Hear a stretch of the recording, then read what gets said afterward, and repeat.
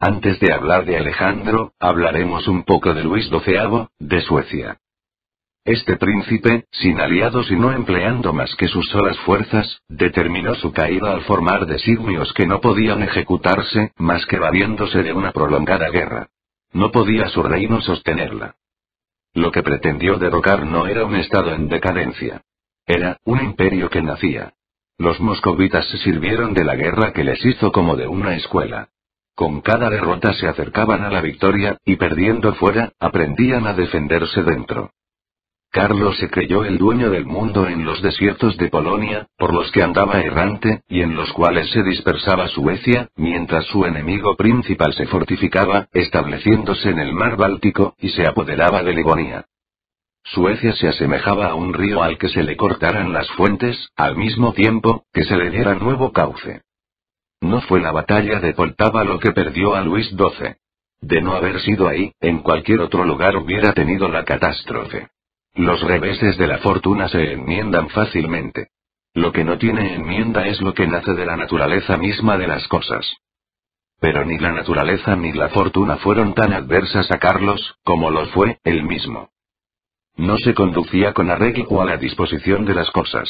Había tomado un modelo y a él se esforzaba por ajustarse. Pero lo imitaba mal. Es que, él, no era Alejandro, aunque ciertamente, hubiera sido el mejor soldado de Alejandro. Si realizó Alejandro su proyecto, fue porque el proyecto era sensato. Los reveses de los persas en sus invasiones a Grecia, las conquistas de Agesilao y la retirada de los 10.000, habían dado a conocer la superioridad de los griegos, en armamento y en táctica. Y se sabía que los persas eran demasiado grandes para corregirse. Ya no podían debilitar a Grecia fomentando divisiones, estaba hundida, tenía un jefe, y éste no podía encontrar mejor medio de ocultarle al pueblo su servidumbre, que deslumbrarlo con la destrucción de enemigo eterno, y con la ilusión de conquistar Asia. Un imperio cultivado por la nación más industriosa del mundo, que labraba la tierra por precepto de su religión, fértil y abundante. Ofrecía toda suerte de facilidades para que un enemigo subsistiera en él. Podría juzgarse por el orgullo de sus reyes, siempre mortificados por las derrotas, que ellos mismos precipitarían su destrucción, no cesando de presentar batallas. No podía creerse que escarmentaran, pues la adulación los había privado del juicio. Y no solamente era acertado el proyecto de Alejandro. Fue ejecutado también con acierto y discreción. Alejandro, aun en la rapidez de sus acciones, y en el fuego de las pasiones mismas, tenía un destello de razón, que le guiaba, un fundamento de sus actos, que no han podido ocultarnos, los que han pretendido hacer de su historia, una novela. Alejandro no partió hasta que hubo asegurado la integridad de Macedonia, amenazada antes, por los pueblos bárbaros vecinos, y por las rivalidades de los griegos. Hizo impotente la de los lacedemonios. Atacó las provincias marítimas. Mandó marchar a su ejército por la orilla del mar, para estar en contacto con su flota, y no perderla de vista. Se sirvió admirablemente de la disciplina, contra el número. No careció de subsistencias. Es verdad que la victoria se las facilitaba, pero él hizo lo necesario para procurarse la victoria. En los comienzos de su empresa, es decir, cuando todavía hubiera podido deshacer sus planes el menor revés, lo calculaba todo, no dejando a la suerte casi nada. Cuando la fortuna lo puso por encima de los acontecimientos, entonces tuvo repetidas veces, por uno de sus medios, la temeridad. Cuando antes de emprender la gran expedición, marcha contra los tribalianos, y los ilirios, vemos una guerra como la que después, les hizo César, a los galos. De vuelta a la Grecia, toma y destruye Tebas, como a su pesar. Acampando en las cercanías de la ciudad, espera allí, que los tebanos quieran hacer la paz. Y son ellos, los que por no quererla, precipitan su desastre.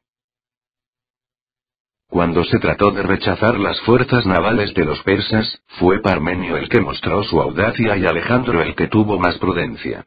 La habilidad de Alejandro consistió en separar a los persas de la costa, y obligarlos a abandonar sus naves, con las cuales eran superiores. La ciudad de Tiro, por propia conveniencia, favorecía a los persas, que necesitaban de su comercio y de su marina. Alejandro se las destruyó.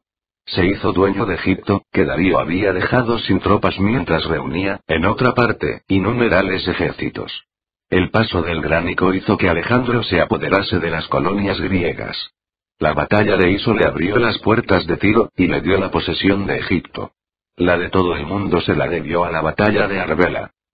Después de la batalla de Iso dejó escapar a Darío, no pensando siquiera en perseguirlo, sino en afirmar sus conquistas y ordenarlas.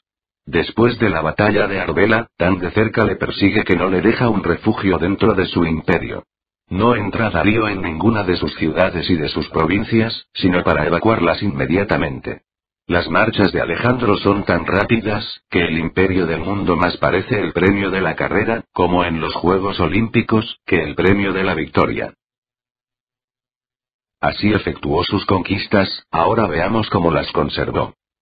Se resistió a los consejos de los que querían que tratara a los griegos, como señores, y a los persas como esclavos. No pensó más que en unir a las dos naciones, para que no hubiera distinción del pueblo conquistador, y del pueblo conquistado. Desechó, después de la conquista, los prejuicios que le habían servido para hacerla. Tomó las costumbres de los persas, para no obligarlos a tomar las costumbres de los griegos. Mostró el mayor respeto a la mujer y a la madre de Darío. Por las muestras que dio de continencia, fue por lo que los persas lo lloraron. ¿Cuándo se ha visto que un pueblo sometido vierta lágrimas de reconocimiento por el conquistador? ¿Era ese un conquistador vulgar? ¿Era un usurpador el que a su muerte fue llorado por la familia que él arrancó del trono? Este rasgo de su vida es de los que no nos cuentan los historiadores del que otro conquistador haya podido alabarse. Nada afirma una conquista como la fusión de dos pueblos, por los matrimonios. Alejandro supo elegir sus mujeres en la nación vencida, quiso que lo mismo hicieran sus cortesanos. Los macedonios, en general, imitaron el ejemplo. Alejandro, que se proponía realizar la unión de los dos pueblos, quiso establecer en Persia colonias griegas en crecido número. Edificó ciudades. Cimentó el nuevo imperio de una manera tan sólida, que al ocurrir su muerte, y en el barullo, y los trastornos de las guerras civiles, cuando los griegos, se habían ellos mismos aniquilado, por decirlo así, no se sublevó, ninguna de las provincias persas. Para que Grecia y Macedonia no se desplomaran, envió Alejandro, a Alejandría, una colonia de judíos.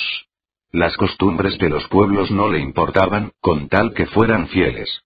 Y no solamente respetó las costumbres de los pueblos vencidos, sino que les dejó sus leyes civiles, y a veces hasta los reyes, y los gobernadores que ellos mismos habían encontrado. Puso jefes macedonios al frente de las tropas, y hombres del país al frente del gobierno. Prefirió exponerse a alguna infidelidad particular, que no faltó, que a correr el riesgo de un alzamiento general. En todos los países conquistados, respetó Alejandro las tradiciones antiguas, y todos los monumentos conmemorativos, de la gloria de los pueblos, o de su vanidad.